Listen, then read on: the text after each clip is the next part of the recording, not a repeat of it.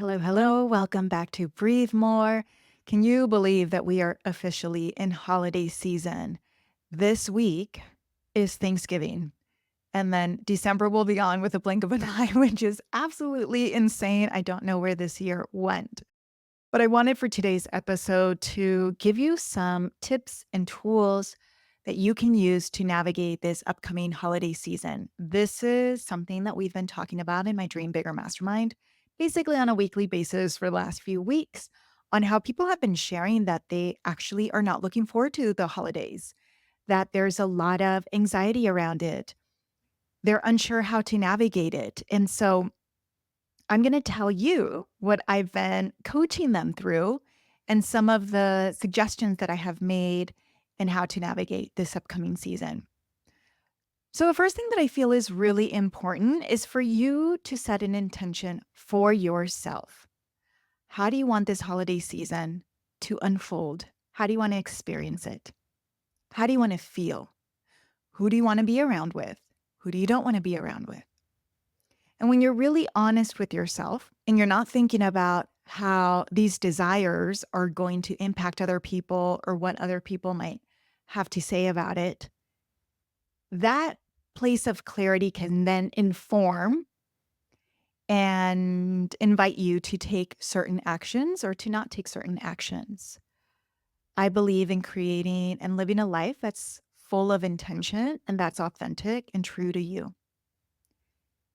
And that can be really simple to say, but to actually put it into practice does take courage. Sometimes it also requires having difficult conversations. Sometimes it means that people get upset because you're putting yourself first. But at the end of the day, it is your life, right? And maybe for you, for so long, you've been the people pleaser. You've been doing things to avoid confrontation. You have been experiencing things that you don't want to experience just because that's been tradition.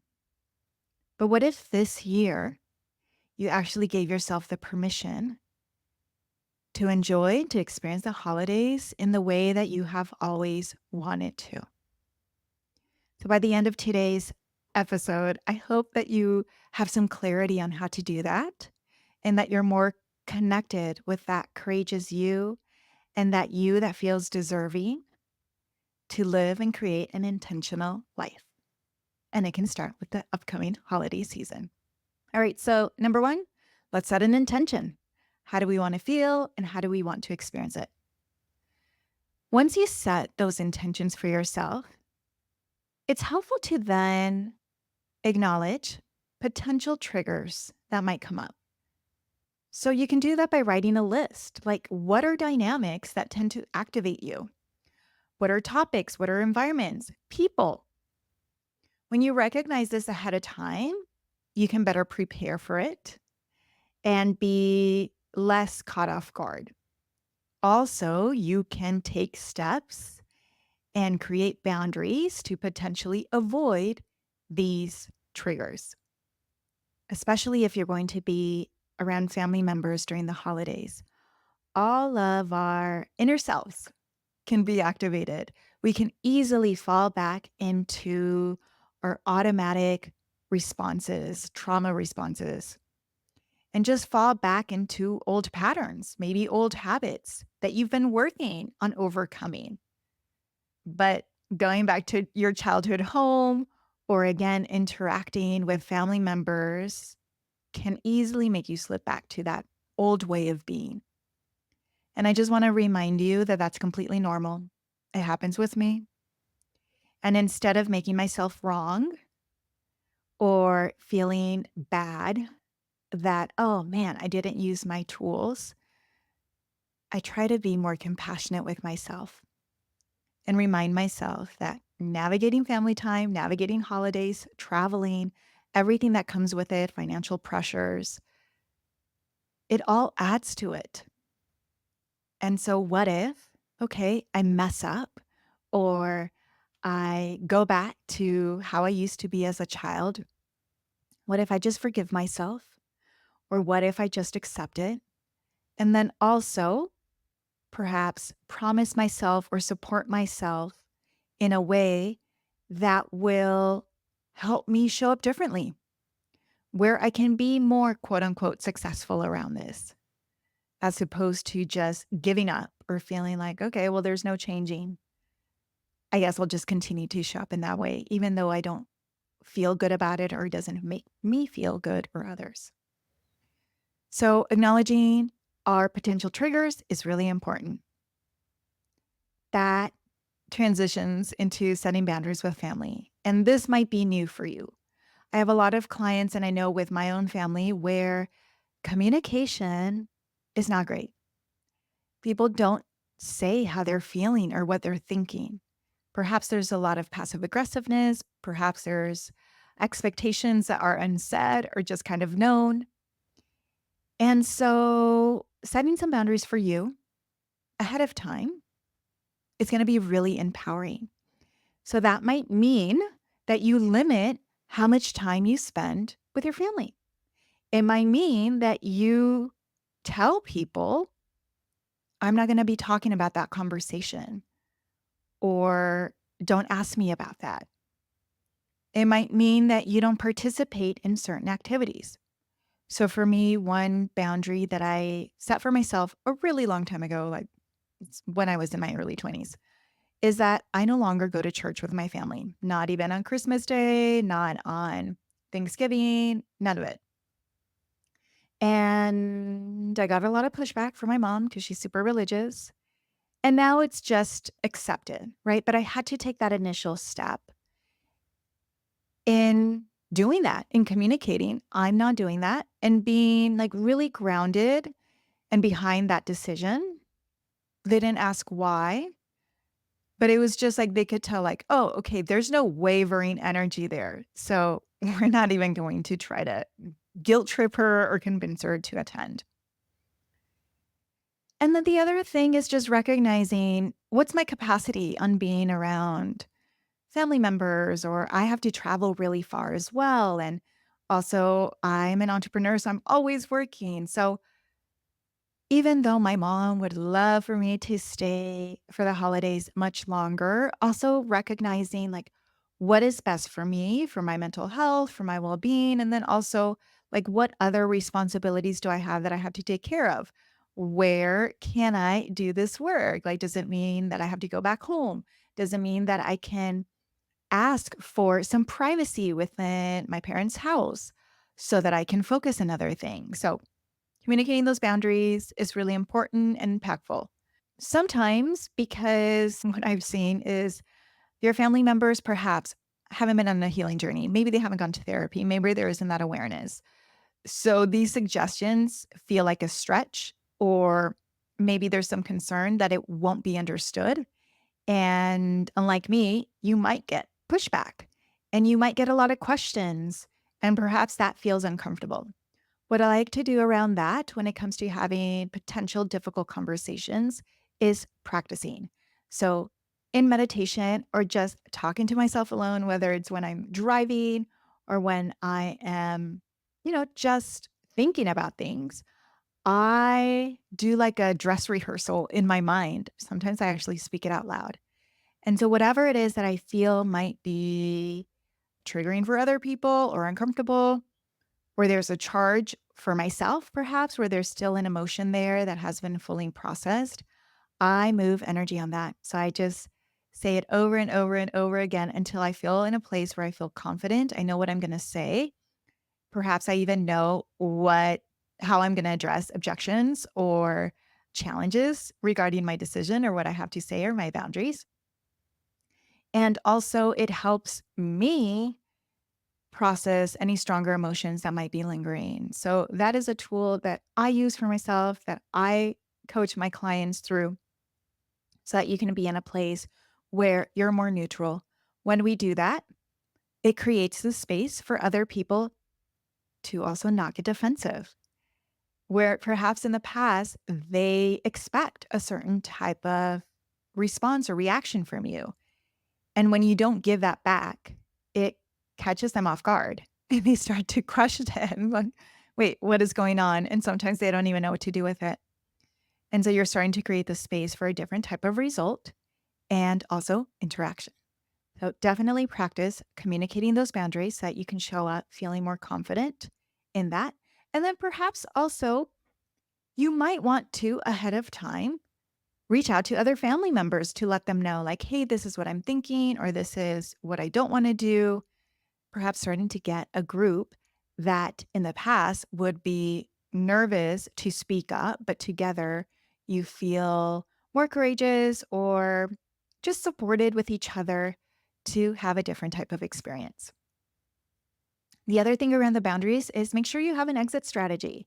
So things might get overwhelming. What can you do to break up that overwhelm, that stress, the activation? Can you schedule in where maybe just you and your immediate family members or partner or someone that you feel safe with, you go and do something alone? Can you just excuse yourself and go for a walk? Can you go take some deep breaths so that you can recenter and ground your body?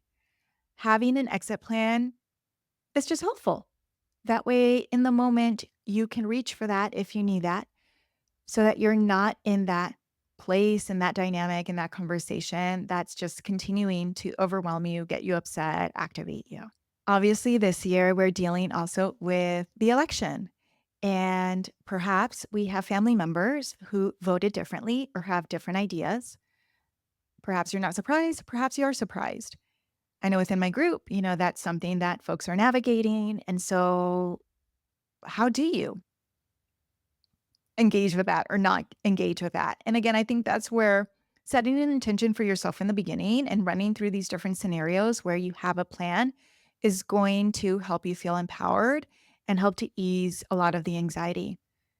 It all ties in again with a boundary. So maybe you don't want to talk about politics. Maybe straight up, if you're the one hosting, you make that request where, hey, we just want to focus on love and unity. And so my request is that any topic that might be contentious or, activating for folks, for example, politics or social issues, that we just save that for another day and let's just try to have some fun and catch up with each other.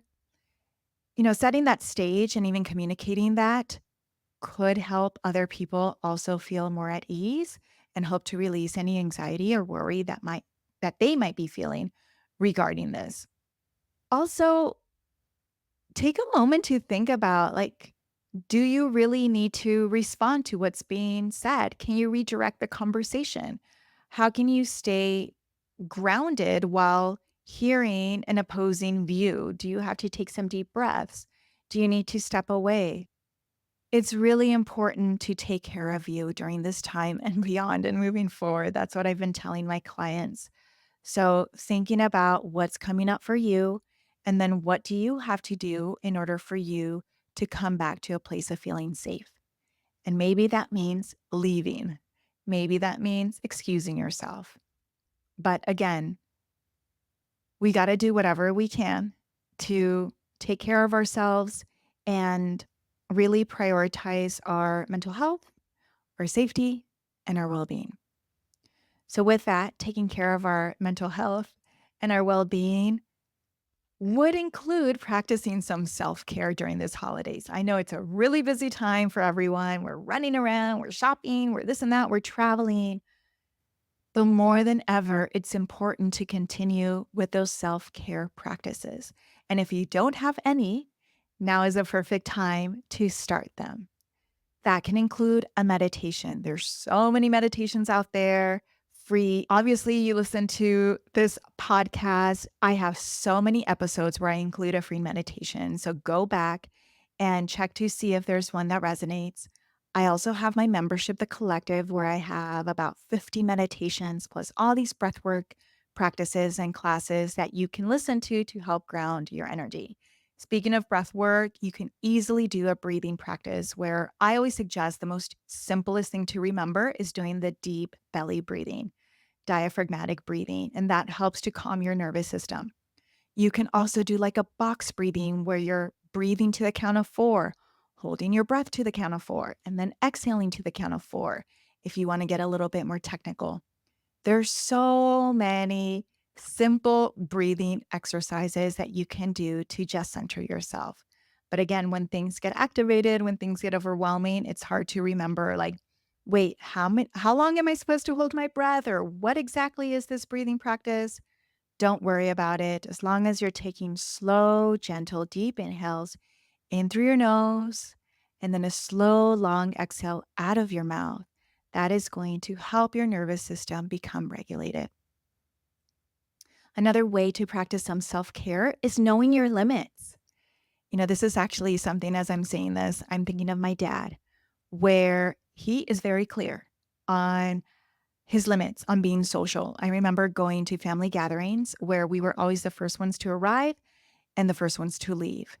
He's very sensitive to noise. Once he became sober, he didn't want to be around people who were drunk. And so that was a boundary that he set for himself. As a child, it sucked because that meant playing with my cousins was shortened and we didn't get to participate in all of the festivities.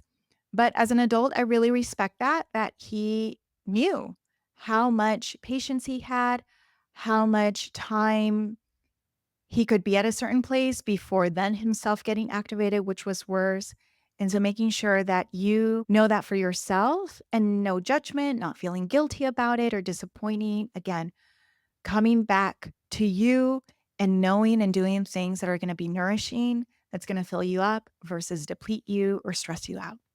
Families, as we know, can be triggering, as we've been talking about. And I think connecting with more compassion, especially if you do have experience doing healing work. If you have worked with me, if you have listened to this podcast more than this episode, you know that I talk a lot about family dynamics or inner parts, connecting with that part of you that has felt unsafe or neglected, and you doing the reparenting. So, similar with our family members, you can start to have that awareness around them where maybe you notice an activation with them. Maybe you notice that, ooh, the way they said that or how they're communicating or what they're gossiping is actually a reflection of their own past experiences, lived experiences, and their own traumas. And so once you're able to start to identify, oh, I think their inner child is feeling unsafe or triggered, it's so much easier to have compassion and understanding. That also the awareness and being present allows you to recognize old roles that have played out in our family members. And so perhaps with that, we're experiencing more patience and less judgment and feeling less hurt because you're recognizing it's not personal. It's actually their stuff that they're projecting. That's not to excuse it, that's not to make it right, but we're able to remain in our power, right? And to navigate the situation or show up in a way where there's a lot of self trust and advocating for self and boundaries and self love. And so everything else where, okay, I see you, but I know what's my truth. I know what I need.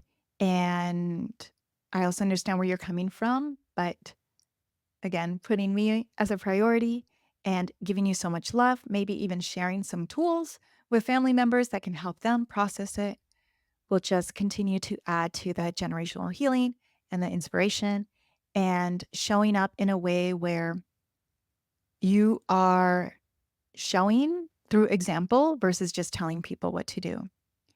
For me, I've had to kind of let go of that, where at the beginning when I was starting out my healing journey and so excited about all these modalities, I was just telling my loved ones, you should do this, you should do this, because I knew that it could also help them relieve themselves of the anxiety or the worry or the panic. But people are on their own journey. People need their own time. They need to do their own research. So, what if we just show up as an example? And once I release that, then that's when my loved ones started to come to me asking questions and wanting the information of a certain person that I worked with or, just participating in the things that have been helping me. So that's another thing to keep in mind when you're showing up and wishing that they would just do the work already because things are so much better on the other side. And then my last invitation for you is to create your own holiday traditions. This is something that I was coaching one of my mastermind clients with, where she really wants to host Christmas at her house, but tradition. It's always been done at mom's house. And what would that mean? Like, does that mean that I'm selfish? Does that mean that I'm being a bad daughter? Does that mean I'm creating tension or disruption or potentially splitting up the family if I choose to start to create my own holiday transitions with my own immediate family? And again, I'm a big proponent of it's your life. What about if you just allow yourself to experience it the way that you want to not feel so pressured by tradition, to maybe also inspire others to think about there is another way of doing things. There is another way of celebrating that maybe we can switch it up, that maybe there can be a compromise. But it does take a courageous individual to put it out there and then to follow through. So, allowing yourself to experience the holidays however it is that you want to, then maybe from that, you're going to realize, oh, all of the fears that I had around that didn't even come true. Like, actually, this was so much fun. I want to do it again. So, allowing yourself to just experience it so that then you have answers based on action or results as opposed to just constantly being in your mind and wishing and then being resentful and wondering like what would happen if this, or just settling for what was and is has always been a reality with your own family or loved ones. So, again, during this time, I really invite you to not just push through the holidays or do again what you have always done, but taking the time to create an experience that you're craving. Right now, people are really craving safety. Right now, people are craving love and support. So, what would that look like? Who would that be around with?